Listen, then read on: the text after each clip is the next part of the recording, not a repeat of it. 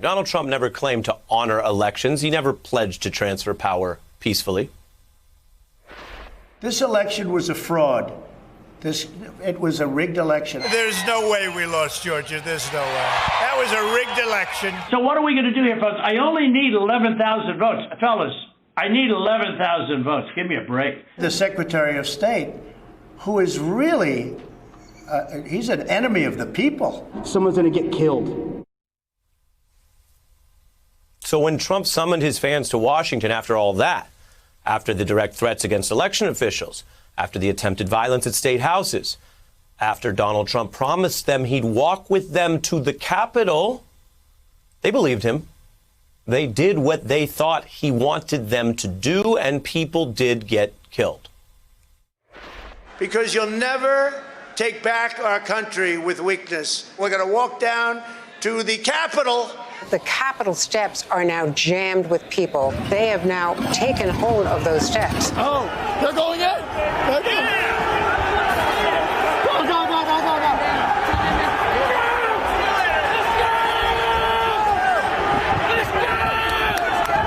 There are now protesters inside the Capitol building itself.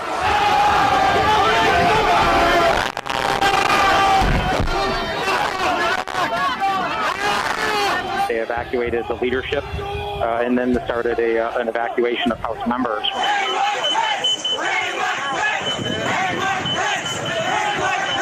We were surrounded by rioters who were trying to ram and break down the doors and break through the glass.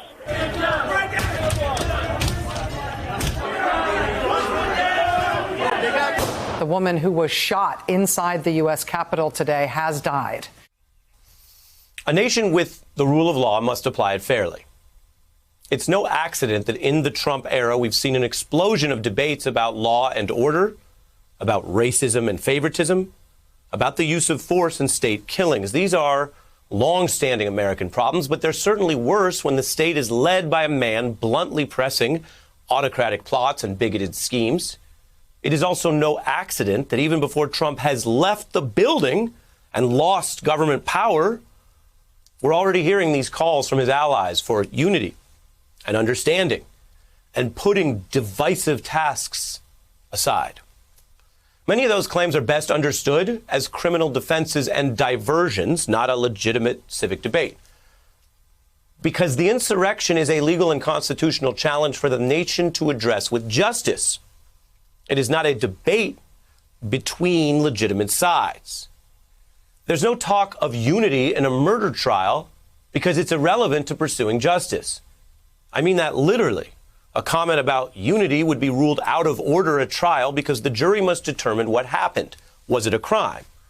Not whether a finding of guilt or innocence would impact unity outside the courtroom. And I say justice, not vengeance, because this is the rule of law. In the months and years ahead, the insurrection and riot will be put on trial. There'll be several trials, actually. A second Senate trial for the president, who was acquitted last time with the support of Republican senators. Remember, that trial was also for charges that Donald Trump autocratically and illegally tried to cheat in the same 2020 race, facing the same opponent, now President-elect Biden.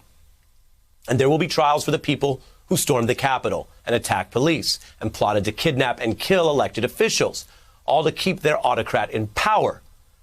Justice requires they are legally presumed innocent until proven guilty, and each entitled to due process and an individual assessment of the case. We do not try them in the press. We do not presume their guilt. We must follow the rule of law and justice, affording them a very process and dignity they would deny others. And that justice must come first and be independent from whatever else the nation wants to do in public debate or policy reform or any future elections. We did just have an election, and the people chose to end Trump's presidency, to transfer the Senate out of Republican control.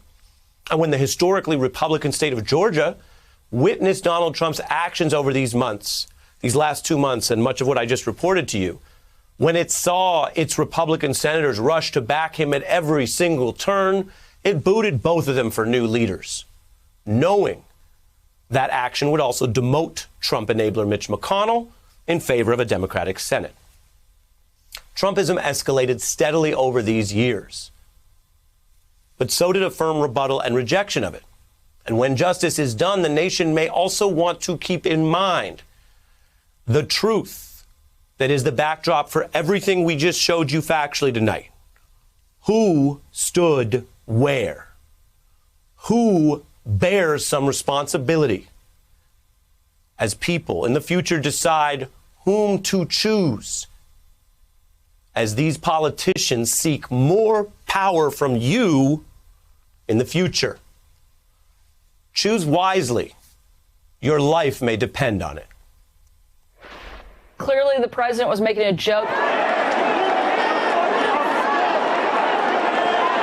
He loves to bait the press. I think he did it to gig you guys. American patriots start taking down names and kicking ass.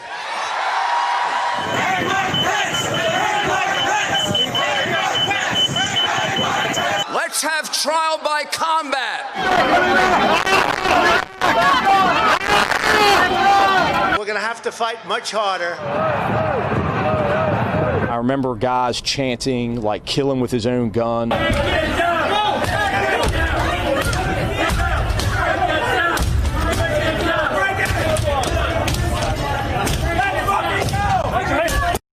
Hey, I'm Ari Melber from MSNBC. You can see more of our videos right here, or better yet, subscribe to our YouTube channel below.